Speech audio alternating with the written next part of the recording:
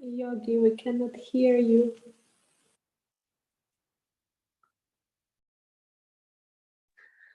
Apology, guys. Is what I was saying. Hello, everyone. Namaste and welcome. I had a few things to talk about. There's first of all, thank you to Michael Yellen for the last week's Sangha. I was busy in Greenway in the USA teaching a retreat and some programs. But he talked about a belief system and patterns of the mind, the limitation of mind.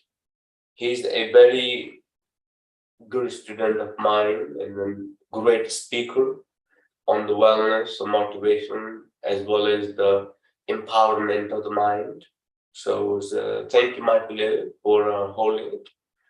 And if you do like to watch it, that got broadcasted live on Yogi Gurukul YouTube last week.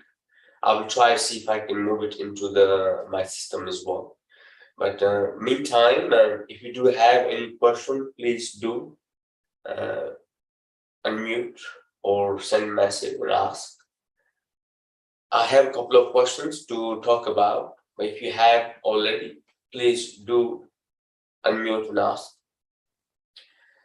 I've been touring for last 10 days, or I think 2 weeks. I was in USA, in Chicago, and a couple of other places.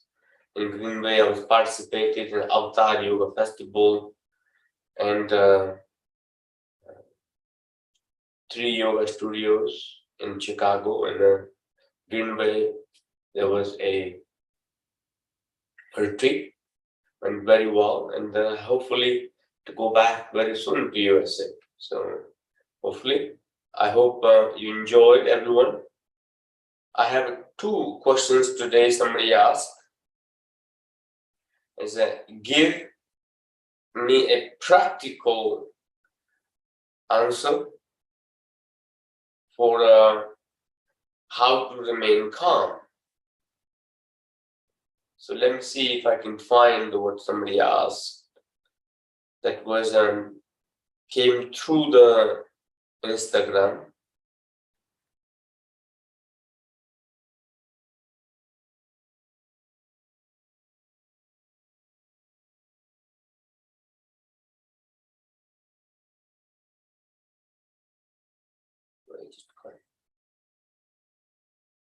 Himanshu Shekhar asking how to stay positive always. Give a realistic solution. Himanshu, first of all, let me ask you, why do you want to stay positive all the time? And if you can find out what is always a reason that turns your positivity into a negativity. If you can find out that answer, you can find out the solution. In other element,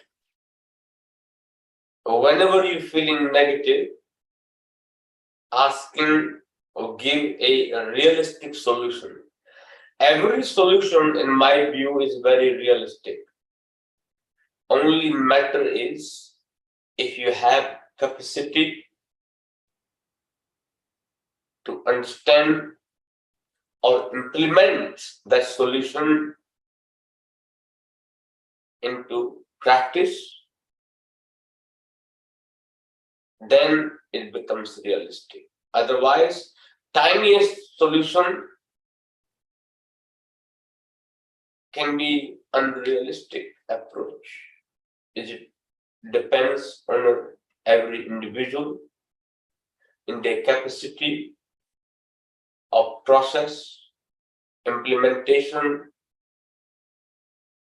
and how one person is in life. So I can't see any solution to remain positive be unrealistic. In relation to you, what I can advise you,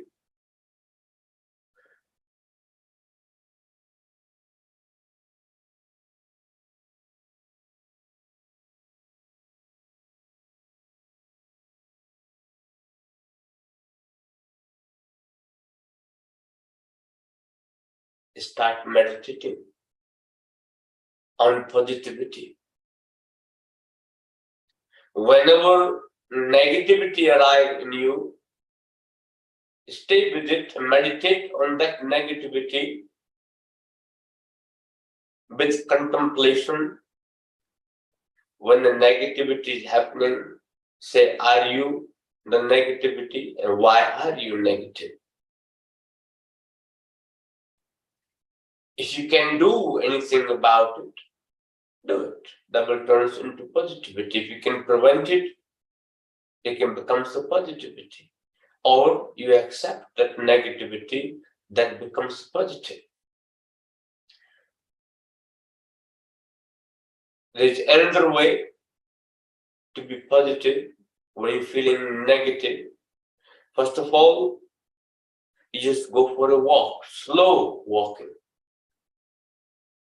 I remember once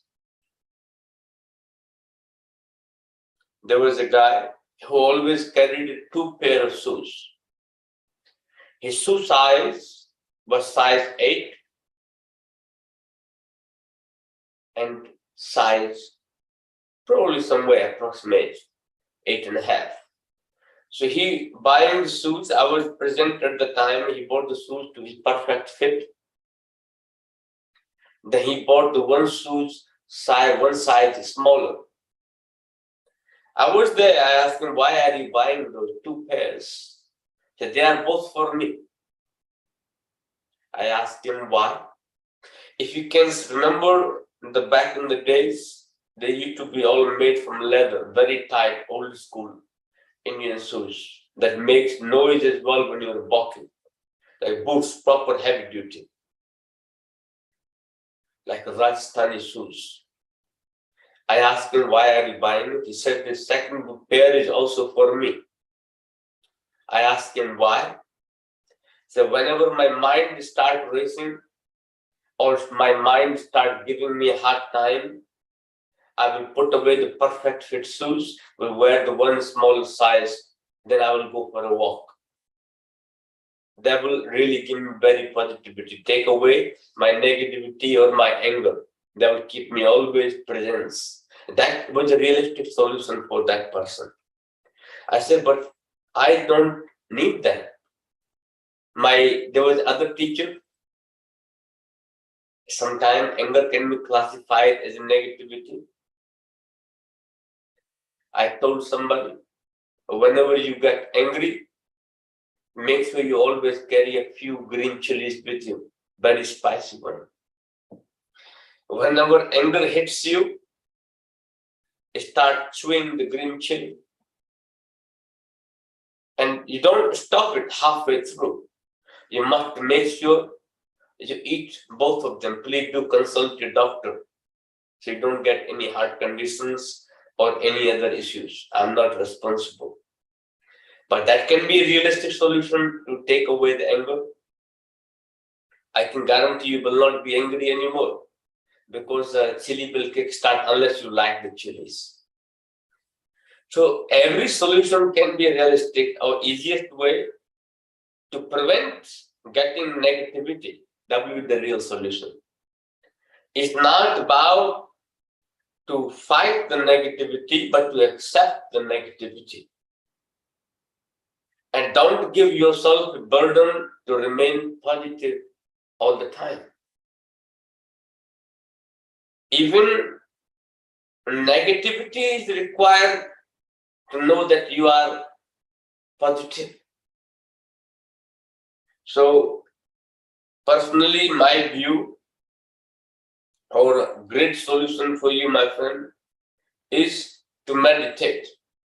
When you start meditating, you may create a possibility to remain positive. Okay. I have more questions. If there is a question somebody asked last week,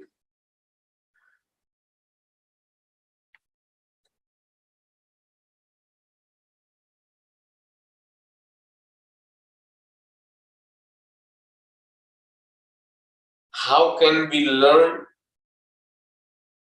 to focus and use our time more efficient?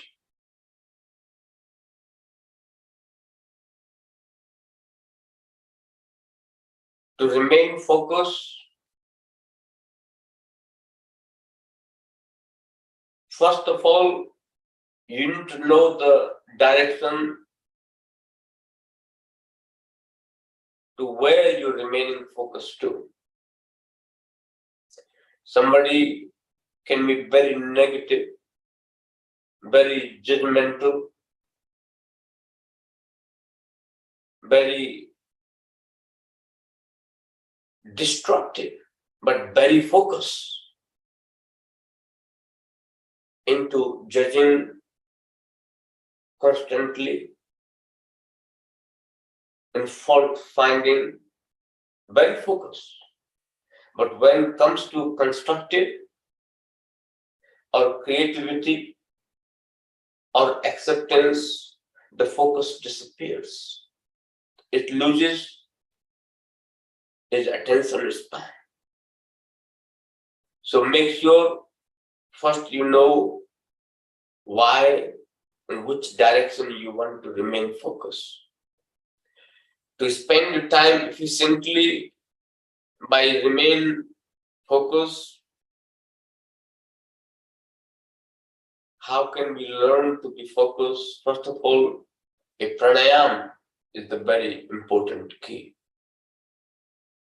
If you cannot do the pranayama, try doing a yogasana. If you cannot do the yogasana, go for a walk.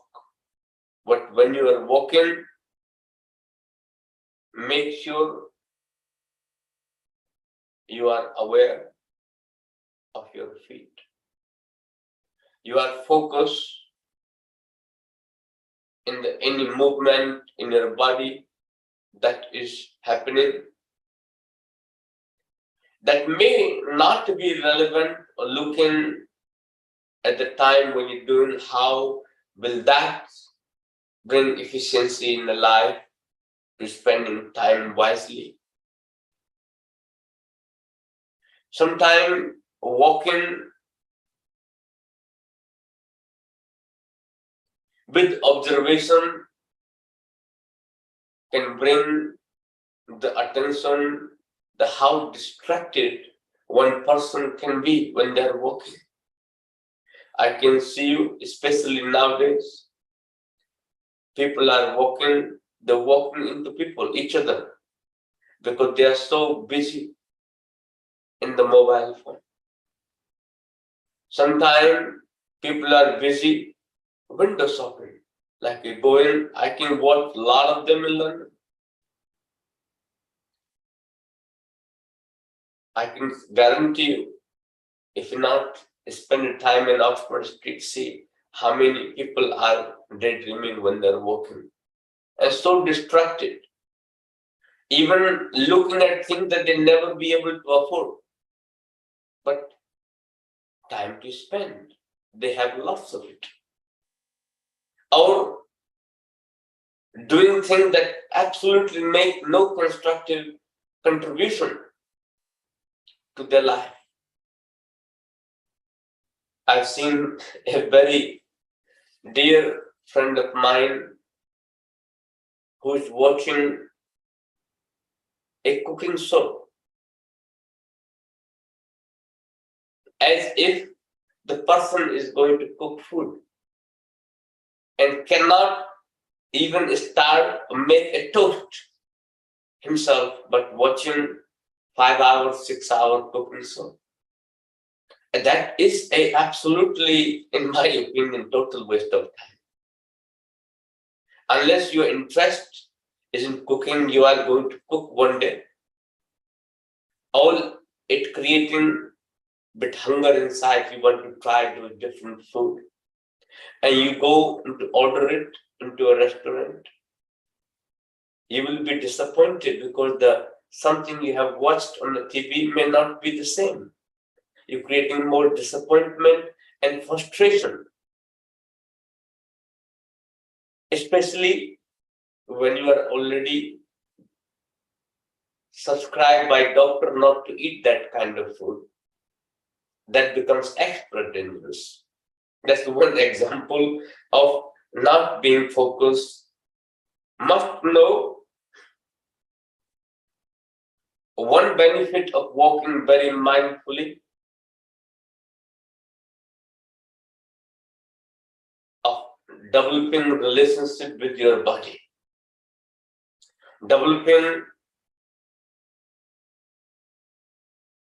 concentration and awareness of your senses. You know, most of accidents are happen when you are not focused on doing what you're supposed to do, but more focused doing what other people are doing.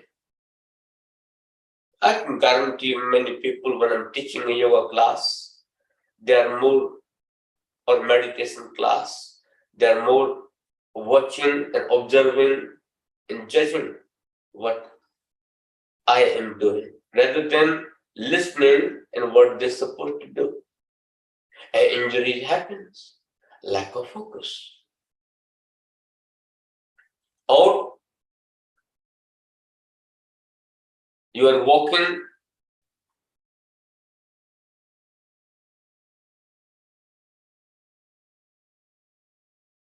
not aware at all of your feet, you may hurt, tip over. That is also a focus. Precision to the point how the focus can play the major role. How walking mindfully can be relevant to develop a focus and using your time efficiently. So walking totally mindful. I will highly recommend to do it in early morning bare feet. If you have a grass, that will be the perfect space in your garden. If you have a little garden, early morning dew, walking bare feet. Please, if you are using a public park, please be mindful of needles and hygiene. Somebody took advice, start walking in the park where the lots of night-friendly people staying and hanging out, get needles in the feet. So since then, I don't advise people to walk in public parks, unless, especially bare feet. If you own a space, if you're doing it, very mindful of every step, the moment the grass is touching your feet. If there's dampness, there's wetness in the grass, build that relationship. You slow down your mind. Become aware of your body. You will be focused. Once you develop that awareness, you will spend your time efficiently. How to remain focused during the day? Make sure you prepare. What are you going to do? Before you just doing it and thinking about it. That can also keep you focused. Plan it ahead. Other part, how to spend a relationship with the body to remain focused. Yoga Nidra, Savasana. One part. Spend half an hour or 20 minutes every day connecting with the body so you have a less distraction in your senses. You can spend your time efficiently.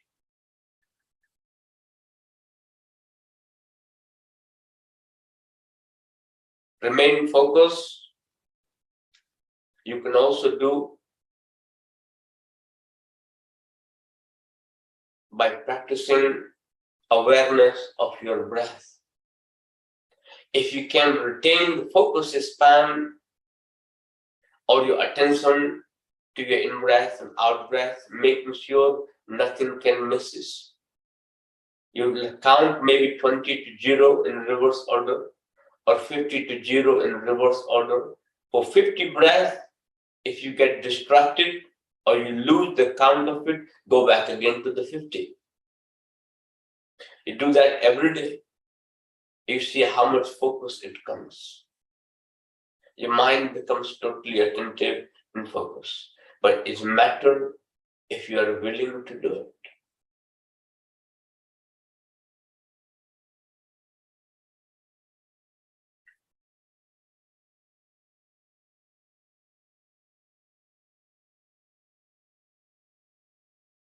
Do I have any advice for someone who wants to start practicing yoga and meditation?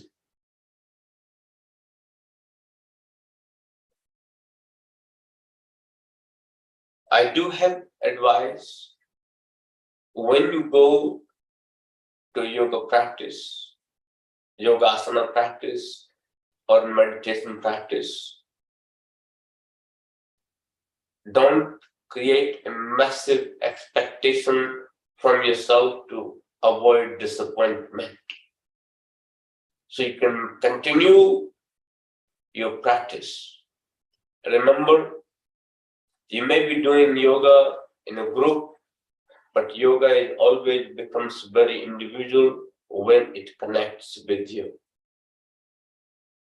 When it connects with you, you are working, having a one-to-one relationship with yoga. The moment your mind starts competing with other people's capacity, the performance, or their achievements, you are likely to be stressed, you are likely to be disappointed, you are likely to be frustrated with yourself, you are likely to be walk away from practice saying it is not for me. Remain steady and continuous on your path of practicing of yogasana and meditation. Important part, you find the style that you like. Remember, within your stamina, time of the day you do, how much time you have, how much physical stamina do you have. You might have a poor stamina, you go to advanced class, that will literally disappoint you. So find the similar within your physical capacity, not strenuous or over-exhausting. Practice regularly, 1 day, 2 days. Don't run and swap every other day. Remain steady. If you're trialing in the beginning, do a 1 week regular class. If the person does not teach regularly, at least few classes, maybe 2 weeks you do few classes, you figure it out. Are you observing? Make notes of it. How does your body feel? Does it have any injury? Does it have any strain? How your body felt after the practice. Then you try something else, make a ledger of it. Then you observe which one is suitable for you. Don't go for supermarket shopping of yoga and meditation. At least find a few classes that's suitable to you. Find the teachers you need, then practice from there. Build the strength in the practice, the awareness, and see the transition of your own development. Highly recommended to make a general or journal of your yogasana practice regularly. The day you go to practice, how did you feel before the class, during the class, and after the class? What impact it had on you? Next day when you go to the class, don't expect the same. Always remain open, receptive. It's your journey, your transformation, not to compare with somebody else. That is a very simple advice I can give for a beginner person who wants to start yoga. And when you're doing it, not to push yourself hard. Do a little read about it. Understand the anatomy and physiology of your asana movement. Build a body understanding awareness so you are remain in sync, not feeling left out or all the time distracted.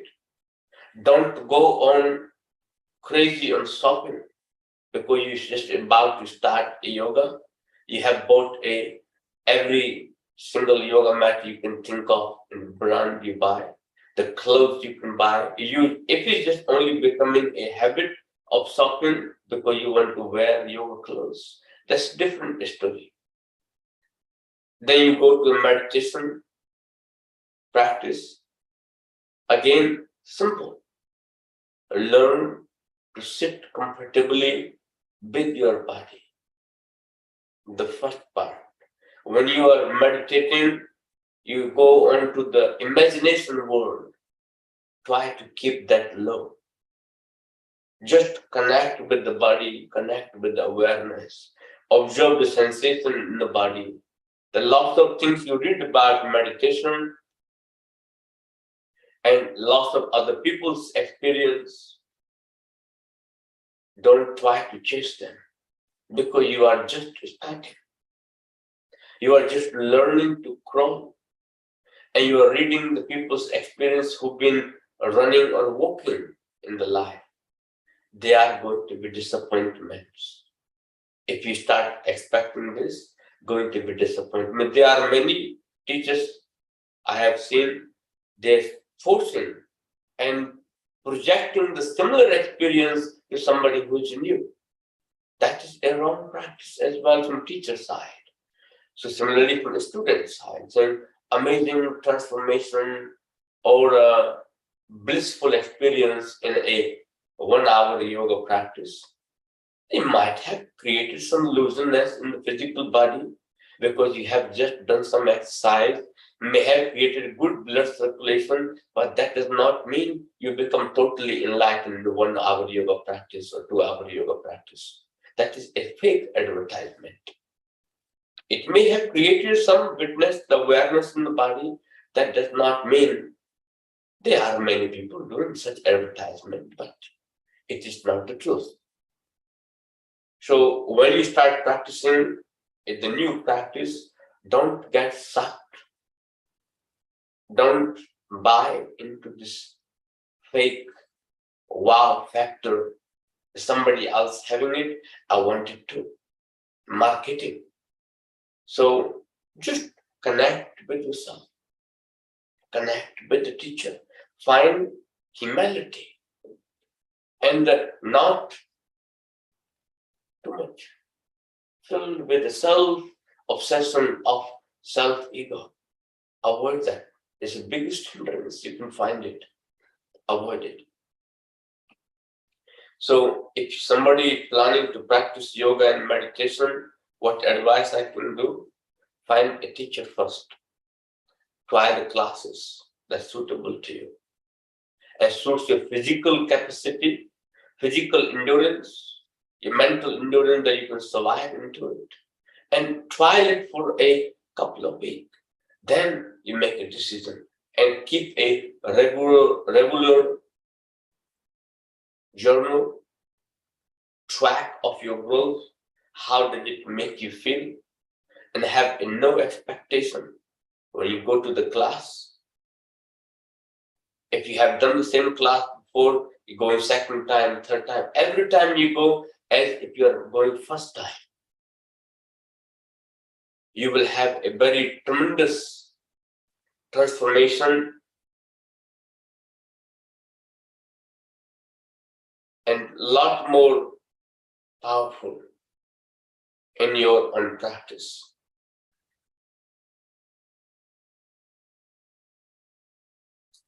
Is yoga better than physical exercise? I think when you talk about physical exercise, you mean gym, workout, running, and all aspect of it. It all depend on very individual, person to person. I don't see yoga asana other than just a physical exercise, if it's done in the way people do it. But yoga is not just physical exercise, it is a mental exercise, emotional exercise, and physical exercise. And combining them three together is a balanced exercise. So it is all depend how the one person who is practicing is relating with the yoga or its relationship with the physical exercise. If your relationship with yoga is same, the control or the fighting with your own body, not liking your body, disappointments and anger towards the body, or like basically you're trying to torture yourself. It is no difference to any balanced practice. So yoga and exercise are two separate elements. It is in a state of mind when how one person is relating with yoga. Yogasana or itself, entire yoga system can be a very strenuous, mentally, physically, emotionally. But there is a difference between exercise and yoga. Yoga is a holistic combination of all three: your mental health, physical health, and your emotional health, if it's done in correct way. I don't know much about physical exercise, but what I know of physical exercise is little bit of a struggle with the physical body. It's just basically trying to exhaust your muscular system and your respiratory system. Building endurance, basically strength as much as you can. But when they come to yogasana, they get really exhausted because there is no mental stamina, there is no mental relationship, there is a mind that is still racing like madness of the mind. The craziness of mind still remains, emotionally still weak. So personally, yoga is always the best. It depending on the person, how person is teaching and how person is doing as a student, as well as who they are teaching with or practicing with.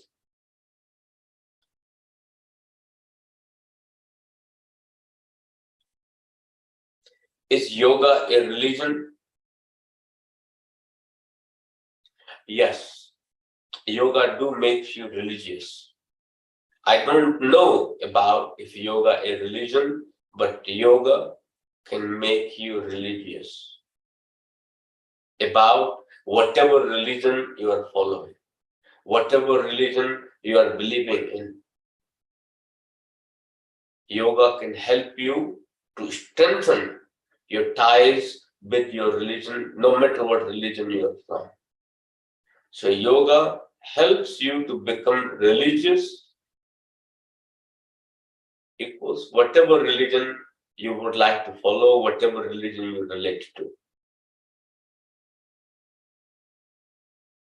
Yoga can create a compassion. Yoga brings kindness. Yoga brings openness. Yoga brings acceptance. Yoga drops the non-judgmental. Or yoga drops the judgment. It makes you non-judgmental. Yoga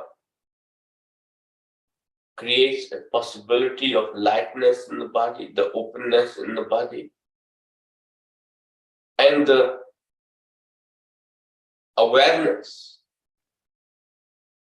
of your actions and senses, and the preciseness, the focus, the attention. Then you can take all those qualities. Isn't that every religion teaches? If you can develop those qualities, harness those qualities, and I'm pretty sure that will be very helpful to the religion in which one is believing.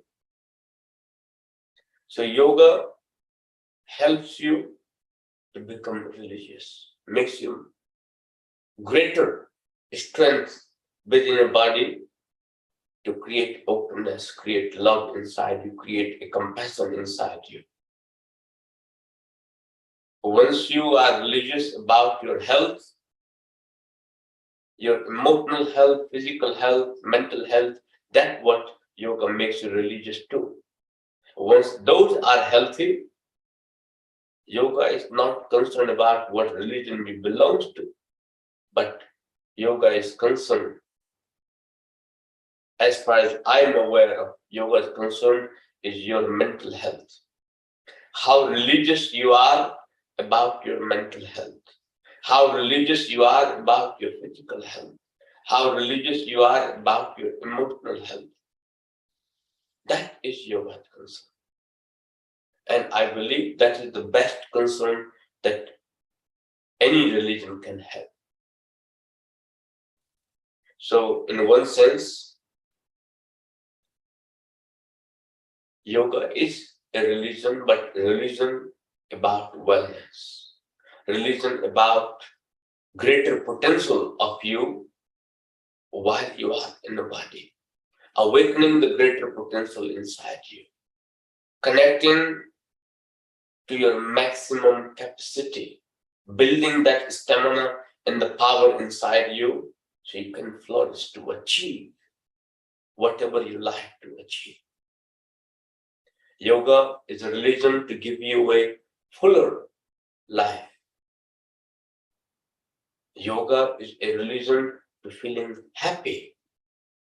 If that one classify the religion, yes, yoga is a religion of well-being of as individual.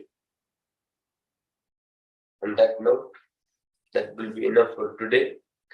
We connect next week. If you have any question, please don't hesitate to ask. And